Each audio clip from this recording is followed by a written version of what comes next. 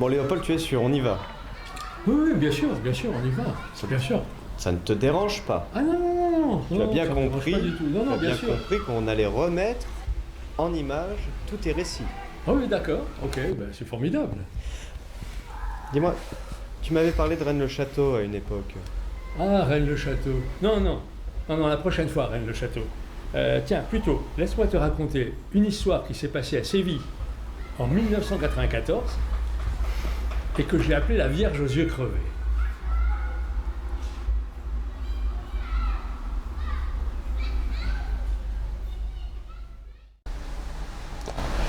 L'actualité, cette année-là, c'était l'exposition universelle de Séville.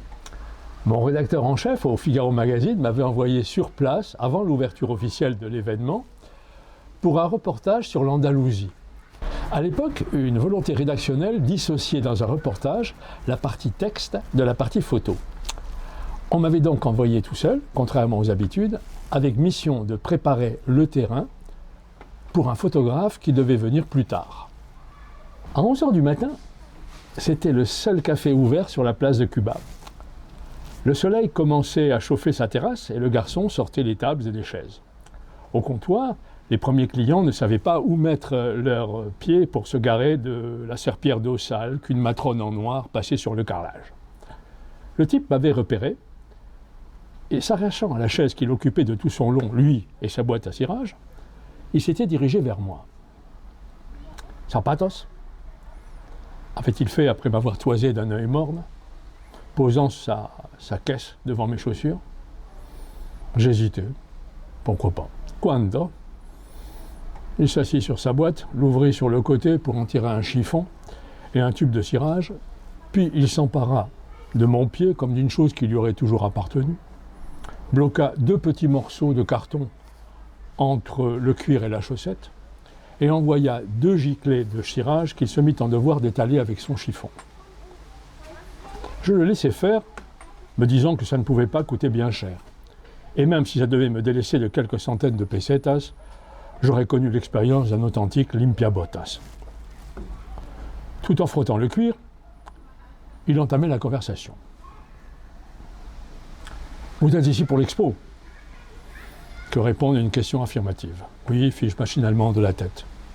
Il ajouta, comme tous les étrangers en ce moment. « Claro, hombre », répondis-je, moins pour l'intérêt de ce début d'échange que pour le plaisir de pousser une exclamation dans cette langue espagnole. Mon cireur mâchonna quelques mots que je ne compris pas avant de reprendre « Touriste ?» ?»« Non, journaliste », il ricana. « Ah, la belle vie, toujours en voyage, de l'argent plein les poches, toutes les femmes pour toi. » Je l'arrêtai, c'est une façon de voir les choses. « Claro, hombre, claro. » Il poursuivit en hésitant un peu entre le tutoiement local, qui n'embâche ici aucune familiarité, et un vous qui nuançait d'un fringant caballero pour le rendre moins formel. « Et qu'est-ce que vous êtes venu faire à l'expo, caballero, si ce n'est pas indiscrétion ?» Je lui mentis un peu en répondant « Je fais des photos de l'Andalousie, pour un magazine français. »« C'est un pays où vivent des gens très bien, dit-il, en rapport avec l'Andalousie, mais aussi des salauds comme celui-ci. » Et il me mit sous le nez la photo d'un type barbu à la une d'un journal local. Changeant de sujet, et voyant que ça ne m'intéressait pas du tout, mon cireur s'exclamait en me montrant l'avenue encore déserte à cette heure. « Vous avez vu ce temps? Et ces femmes? Vous en avez beaucoup de femmes aussi belles dans votre pays? » Bien que j'en ai vu d'autres pour l'instant que la Vénus callipyge qui nettoie le café, je lui adresse un sourire de connaisseur, ce qui engage mon interlocuteur à se présenter. « Je m'appelle Matteo, hijo de la Macarena. Mon grand-père tressait l'Alfa en face la porte de la Soledad, à l'endroit où se trouve maintenant le Novotel. » Un regard sur mes pieds m'apprend que je viens de relever mon standing avec une paire de souliers d'enfer. Le monde se reflète à nouveau dedans, tout neuf. Je posai une pièce de 500 pesetas sur la boîte à cirage. La somme devait être plus que convenable, si j'en crois l'empressement qu'il marqua à me remercier. « Muchas gracias, caballeros, muchas gracias, muchas gracias. » Je m'étais de nouveau accoudé au comptoir. L'homme avait rangé son matériel avant de se relever, sa boîte sous le bras. Il attendait maintenant que je me manifeste de nouveau. Je me tournai vers lui. « Un café ?» Il acquiesça avec un large sourire avant de reprendre. « Vous faites quoi, caballero, comme genre de photo ?» Je réponds, toujours sans accorder à ce propos la moindre importance, ou plutôt pour m'amuser de la curiosité de mon interlocuteur. Des paysages, des maisons, des gens, tout ce qui a un rapport avec l'Andalousie. « Hombre !» s'écrie-t-il, en faisant tournoyer son bras comme si c'était une moulette à une cape devant le mufle du taureau. « Alors vous devez tout photographier, car ici tout est andalou. » Avec ses miroirs faussement vieillis à l'acide, ses fausses boiseries à l'ancienne, son dégor d'une banalité désespérante de bistrot belle époque, l'établissement pourrait aussi bien se trouver dans la zone piétonne de Rimini que sur la rue du départ en face de la gare Montparnasse. Mon type me tire par la manche. « Vous devez photographier des gitans, caballero. »« Pourquoi pas ? Alors vous devez assister à un tablao. » L'homme le prononce à l'andalouse, en faisant sonner les 3 syllabes en un seul son nasal, caverneux, quelque chose comme Tao, dont je ne comprends pas le sens. « Hombre !» qu'il me fait. « Un festival de flamenco. » C'est un petit homme rablé, à la peau mate, avec une face allongée et des cheveux châtains, luisants de brillantine, qui rebiquent sur la nuque. Ses yeux, d'un noir presque métallique, ont l'expression résignée des gens qui s'échinent en soute dans la vie. Un sourire émerveillé montre pourtant qu'il prend les choses comme elles viennent. Ses vêtements n'indiquent pas qu'il soit dans le besoin. Je lui demande « Tu en connais, toi, de festivals, comme tu dis ?»« Claro, hombre, ce soir dans mon quartier. »« Où c'est ?»« Viens pas trop tard, hein, ça commence pas avant minuit. »« Quelle adresse, Celesto ?» Et il me quitte pour aller traîner sa caisse à cirage du côté d'un groupe d'étrangers qui viennent d'entrer dans le café. De retour à l'hôtel, le réceptionniste me remet un message avec la clé de ma chambre. C'est le journal. Il faut que j'appelle d'urgence le service photo. La communication est mauvaise, mais on finit par me passer Vanda qui m'explique de sa petite voix à l'accent italien qu'il faut que je prépare pour le photographe qui viendra dès que ce sera prêt une photo avec des gitans. Des gitans que je fais, mais j'en ai pas encore vu un seul. Son rire résonne à mon oreille. Pas possible, mon vieux, tu es bien à Séville. Je proteste, je sais plus. Ils doivent les cacher. L'éclat de rire se fait entendre de nouveau. Il faut que tu te débrouilles, c'est vachement important pour Powells. Il y a Paris Match aussi sur le coup, on veut les doubler. Vous avez de la chance que je me suis fait pote avec un gitan ce matin même. Elle fait bassement. Ah, c'est à ça qu'on voit le professionnel. Et tu les veux comment, tes manouches? Ben, naturel, en train de faire la fête, roulotte, robe à froufrou, guitare, flamenco, tout le cirque, quoi. Je suis pris au piège. Elle continue. Et tu nous appelles, hein, dès que tu as tout mis au point, pour qu'on t'envoie tout de suite un photographe. On ne sait pas encore qui, mais il faut un très bon. Pinkasov, Abbas, quelqu'un de Magnum. Voilà. Il ne me restait plus qu'à aller retrouver ce soir mon serreur de chaussures. Il n'y a que lui qui peut m'aider maintenant.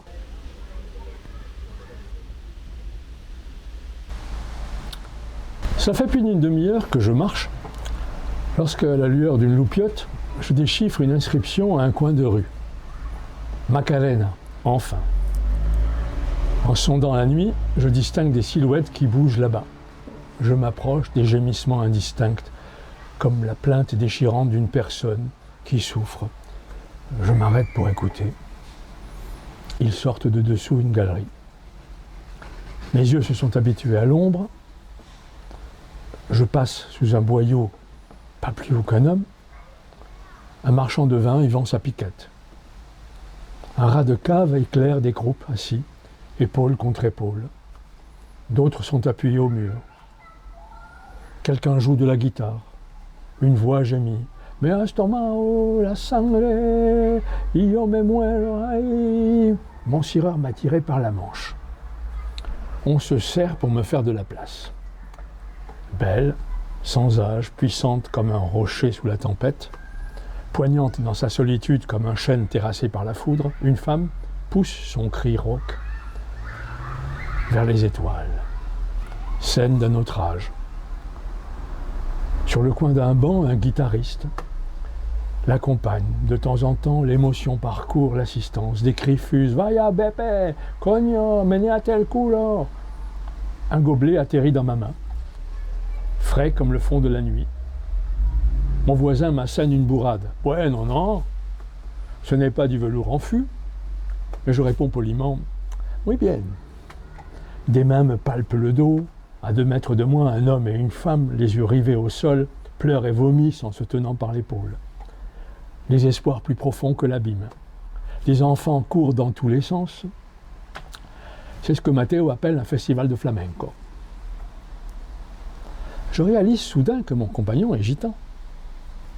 Et je lui raconte mon histoire, que je suis rédacteur et non photographe, que le Figaro Magazine m'a demandé d'organiser une prise de vue de gitan faisant la fête, de l'importance que cette photo prend pour ma position dans ce journal. Viens, fait-il, je vais te présenter à des amis.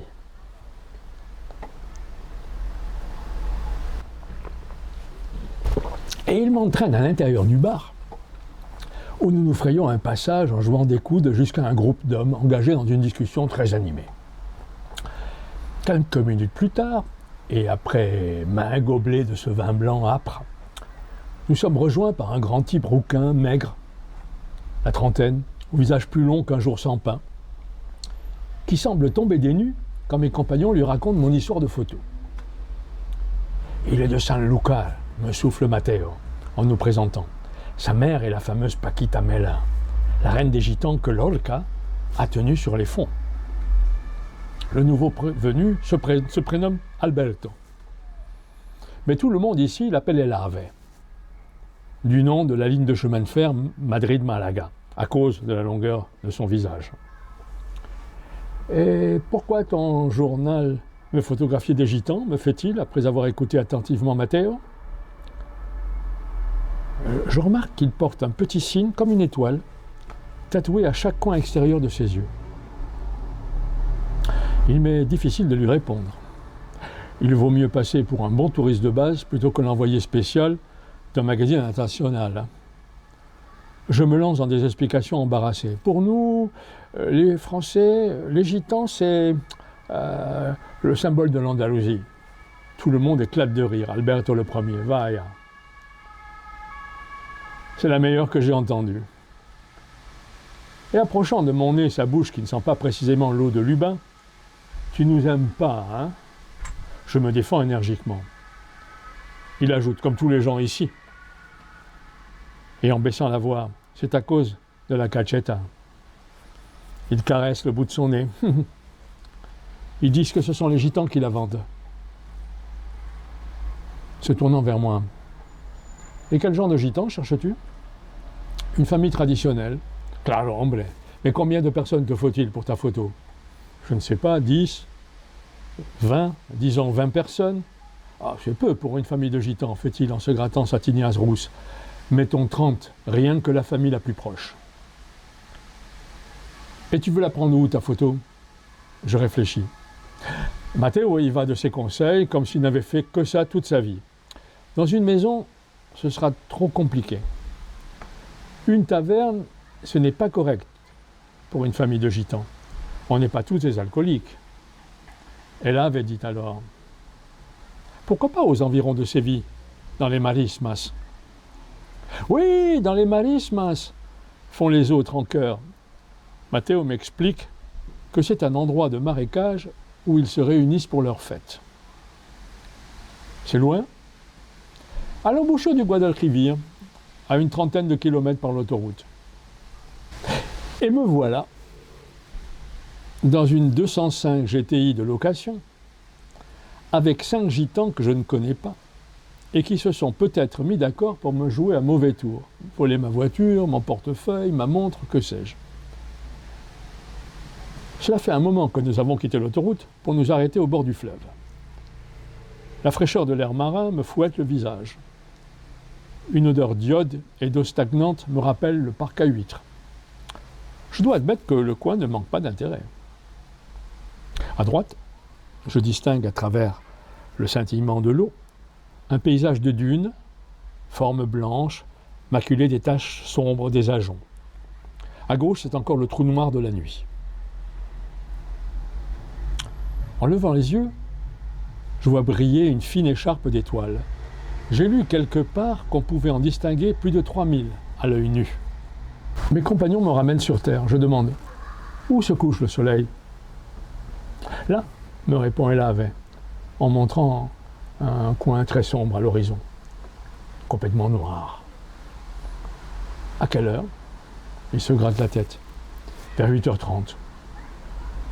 Vous pouvez être ici, tous prêts, 1 heure avant, disons vers 7h. Une quarantaine de personnes ce soir? C'est impossible, laisse-nous le temps de préparer. Non, après-demain soir. Avec des femmes, des enfants? Claro. Les femmes en costume traditionnel? Claro. Et des jeunes filles pour danser. Matteo mime les mouvements des bras, jouant des castagnettes. Tu verras, Caballero. Elle danse à faire baver les démons. N'oublie pas, Caballero, qu'il nous faut aussi des musiciens. Claro. 2. Et même 3. Si tu veux, je viendrai aussi avec ma guitare pour donner plus d'ambiance. En été, je joue dans les restaurants de Marbella. On me paye très cher, mais pas avec toi, ajoute-t-il, pour bien me faire sentir la faveur qu'il me fait. Et les chiens que je fais soudain inspirer. Hombre, où nous sommes, il y a toujours des chiens. Il soupire, ne t'occupe pas des chiens. Voilà. Ils viendront bien tout seuls. Mais dis-moi, se ravise-t-il, tu ne voudrais pas plutôt 2 beaux cheveux andalous? C'est possible? Il me décroche un sourire dédaigneux. Et du feu, il faut aussi du feu. Nous ferons du feu, si tu le désires, Caballero. 1, 2, 3 feux, 2. Je crois que ça suffira. Alors il faudra du bois. Et les hommes, je pense soudain à ce détail. Ils seront habillés comment, les hommes? Tu les veux peut-être aussi en costume traditionnel? J'hésite. Est-ce que ça ne fera pas trop chiquer? Il faut que tout cela reste naturel. Quelques détails suffiront. Muy bien, Caballero, nous sommes à tes ordres, c'est toi qui payes. Je replace tout ça dans ma tête. Est-ce que je n'oublie rien? Mon pressentiment sur mes compagnons a disparu, mais je commence à sentir la fatigue. Elle m'envahit. Mes jambes me portent à peine et mes idées s'embrouillent. À l'horizon, le ciel commence à se teindre d'une nuance indigo. Il est temps de rentrer. Mon gitan n'a pas fini. Mais dis-moi, Caballero, tous ces gens, il va falloir leur donner à boire. Chanter, danser, jouer de la guitare, tout ça, ça donne soif. Je l'arrête, je m'en charge. Très bien. Alors tu penseras à apporter 10 packs de Cruzcampo. Et pour les enfants, fais un autre. Ne t'en fais pas, les enfants s'amusent, ils ne travaillent pas, eux. Par contre, il faut que tu prennes 12 miches de pain blanc. Au moins, car il faut bien nourrir tout ce monde. Et un jambon. 2 jambons, Alberto, ajoute un petit gros aux sourcils épais et à la tête enfoncée dans les épaules, qui répond au surnom de Massisto. Que les enfants, ça mange plus que les vers, surtout quand ils sont à la plage. Le grand Ave approuve en connaisseur. Vale, pour 2 jambons, fait-il. Un cousin à moi possède une ferme près de Cuenca, fait le Massisto en question. Il nous fera 3 jambons pour le prix de 2. Tu ne trouveras pas moins cher. Ça vaut tous les patanègres du monde. Je suis ivre de fatigue et de paroles. Tout se confond dans ma tête. Et il faut encore retourner à Séville et déposer mes compagnons, Dieu sait tout. Le jour a envahi le ciel. Dis-moi, Caballero, continue le gitan, tous ces gens, comment veux-tu qu'ils viennent jusqu'ici? Il va nous falloir des voitures. J'ai une meilleure idée, s'exclame soudain un qui n'avait rien dit jusque-là. On va louer des roulottes, comme au Rosillo. Mon beau-frère connaît un type qui loue des attelages. Je vais lui demander qu'il nous en loue 2. 3, il nous en faut au moins 3, Chico, avec des chevaux pour les tirer. Pourquoi pas 2 bœufs et 2 chevaux? Faites un autre. Je commence à pâlir. N'avons-nous pas déjà des chevaux? Ah, ce n'est pas la même chose, réplique Matteo offusqué. Les autres sont des chevaux de sel, tu ne peux pas leur mettre un bas. Hombre, tu les tues. Des pur sang, réservés pour la feria de Jerez. D'accord pour 2 bœufs et 2 chevaux. Mais on s'arrête là. Il ne faut pas que tout ça me coûte trop cher. Hein. Mais ne te préoccupe pas pour le prix, fait Matteo en me caressant le dos. Hombre, un ami de Matteo, s'écrie Elave en portant sa main sur le cœur, et il se met à vomir une bordée d'injures sur mon compagnon. Cogno, hijo de puta. Pendant que l'ambiance tourne au vinaigre, j'interroge discrètement Elave. Combien cela va-t-il me coûter?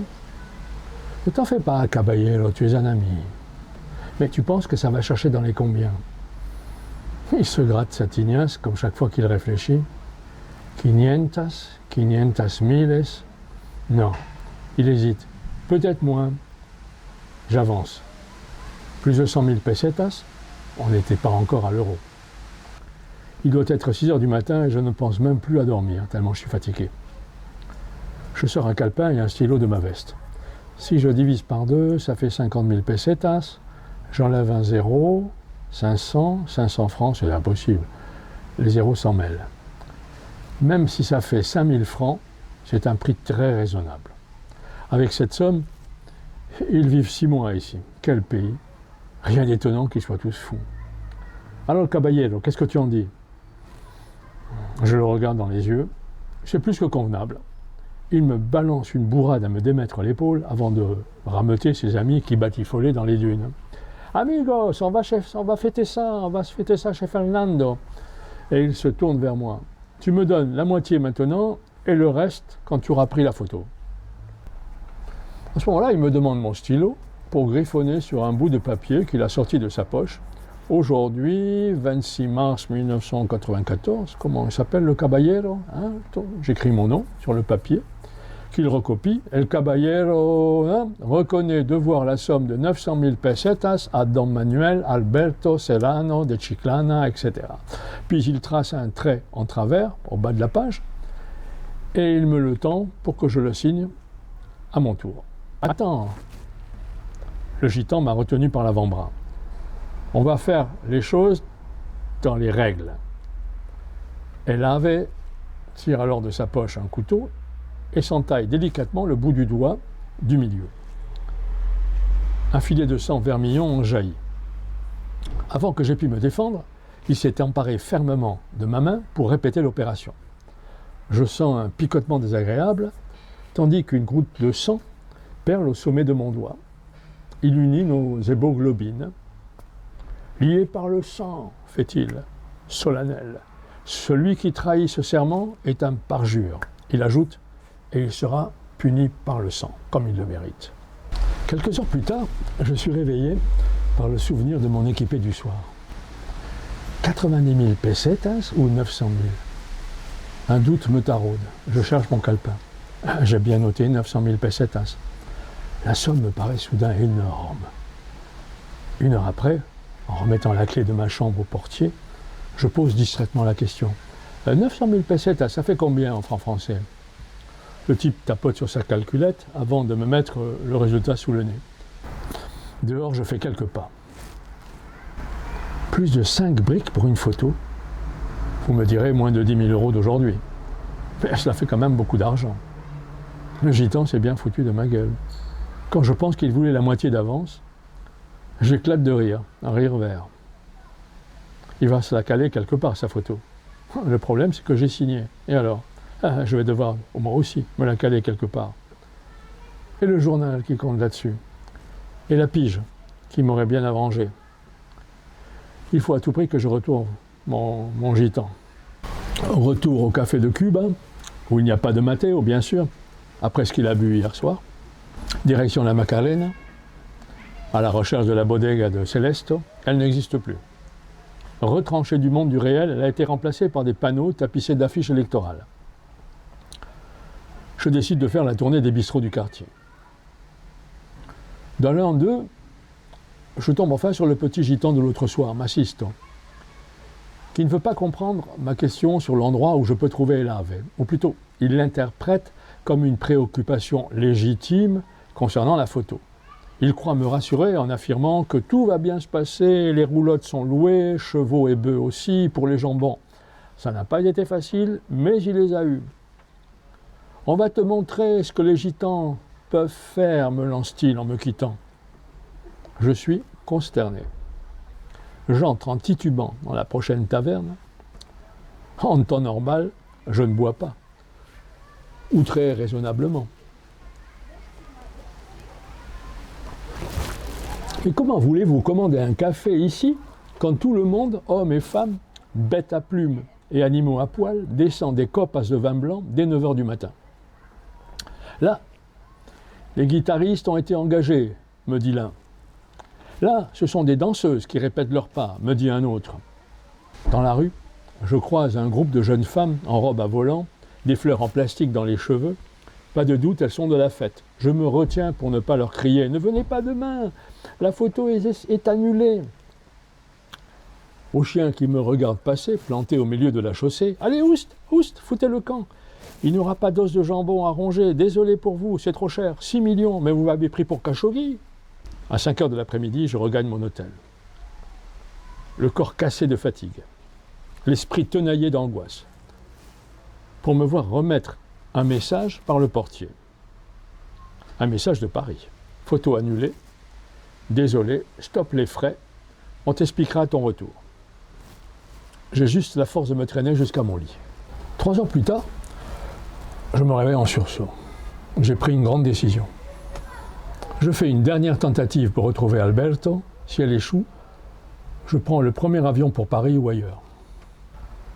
En traversant la place de Cuba, je tombe nez à nez avec la personne que je cherche. « Hola, frérot, je voudrais te parler dans un lieu tranquille. »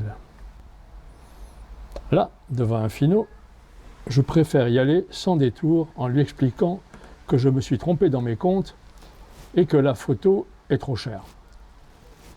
Je pensais que ça faisait moins.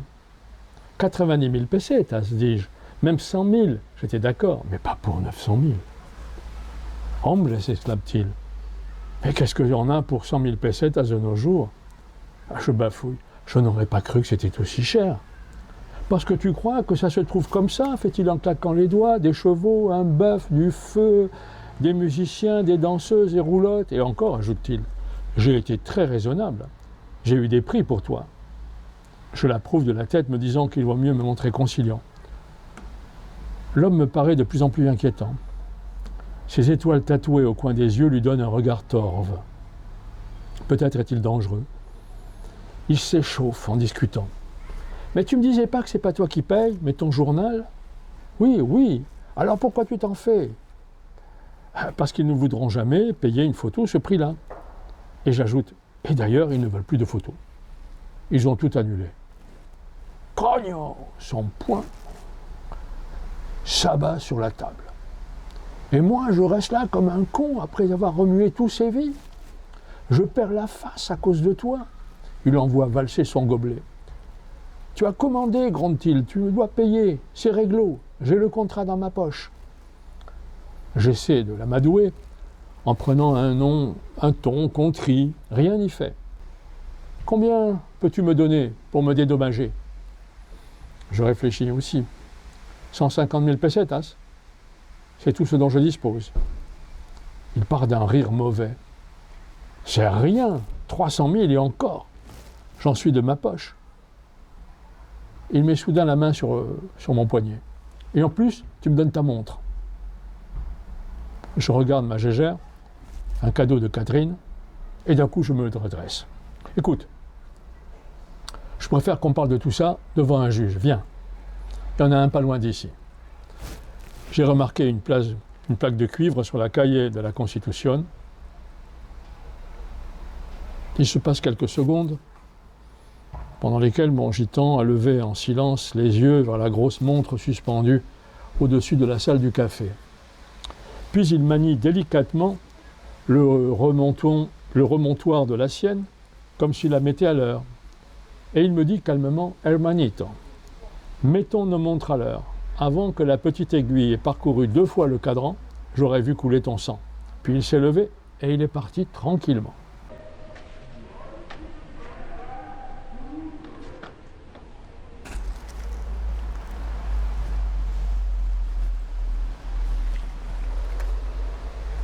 C'est un tableau religieux. Une reproduction sur toile plastifiée de la Vierge à l'enfant. Assez bien faite d'ailleurs, pour qu'on croie qu'il s'agit d'une vraie peinture. J'ai réservé sur le vol de demain à 11h30. L'intermède sévillan s'achève. Quel sale type ce Alberto. Au fond, je n'aurais jamais dû le laisser diriger les opérations. Étendu sur mon lit, mon regard est attiré par le paquet d'effets d'où émerge le tableau. En me le remettant ce matin, le réceptionniste a été on ne peut plus précis. Un type grand, maigre, la trentaine, cheveux roux, qui serait arrivé en vélomoteur et aurait laissé ce paquet pour moi. Il n'avait pas des étoiles tatouées au coin des yeux? Ah, je n'ai pas remarqué, monsieur. Une chose m'intrigue. Sur le visage doux, suave de cette Vierge à l'enfant, le regard est étrangement fixe, comme s'il m'observait. Les yeux du bambin sont empreints de tristesse, mais ceux de la mère me transpercent. Est-ce une illusion optique? Je n'aime pas ce regard fixe, direct, sans marque, entre lui et moi. Il m'attire et me dérange. Surtout que le tableau est tout en douceur de ton, avec des bleus tendres et des roses. Le fond est clair, baigné dans une lumière irréelle, sans onde d'ombre, sans rien d'inquiétant. Pourtant, j'ai une sensation de malaise que je ne peux pas m'expliquer. Enfin, ce n'est qu'une reproduction, pas même une peinture. Il n'y a aucune présence derrière une image imprimée. Tout au plus un témoignage, il n'empêche. Je ne peux continuer à soutenir sa vue. Je me lève pour tourner la toile en la prenant dans les mains. Je découvre l'origine de mon trouble. Les yeux de la Vierge ont été grattés, agrandis avec un objet pointu. Les iris sont soulignés de traits fins, concentriques. Les pupilles percées de petits trous en forme d'étoiles qui donnent de loin l'illusion qu'ils sont animés de vie. Je pense immédiatement aux étoiles dans les yeux du gitan. Pourquoi m'a-t-il fait cadeau de ce tableau? Peu importe. Ce tableau reste à Séville. Quelques minutes plus tard, quand je regagne ma chambre, je tombe sur une jeune femme en train de faire le lit. Il doit être 10 heures, mais elle m'explique en s'activant qu'elle veut partir tôt parce qu'il y a des novilladas cet après-midi à la Maestranza. Les novilladas dans les arènes de Séville, c'est le bal des débutantes de la tauromachie. Elles opposent des bêtes jeunes à des toreros qui veulent faire leurs preuves. Elles peuvent changer leur vie d'ailleurs. Tout en rangeant ma chambre, elle épanche, joyeuse, son envie de parler. Elle est grande, une silhouette fine, le regard clair, un rien perdu dans les nuages, une blonde à la peau cuivrée d'Andalouse. Elle remarque le tableau retourné contre le mur. Elle le fait tomber en essuyant la poussière. Qu'est-ce que c'est? Je satisfais sa curiosité en replaçant la toile du bon côté. Mais c'est la Vierge de Caravaca, fait-elle surprise. Et voyant que le nom ne me dit rien, c'est la Vierge des Serments, qu'elle est belle. Elle vous plaît? Es preciosa. Je vous l'offre. Et je lui mets le tableau dans les bras. Gracias, gracias. Confuse, elle ne se le fait pas dire 2 fois. Elle le prend et s'en va toute heureuse pour se préparer pour la corrida.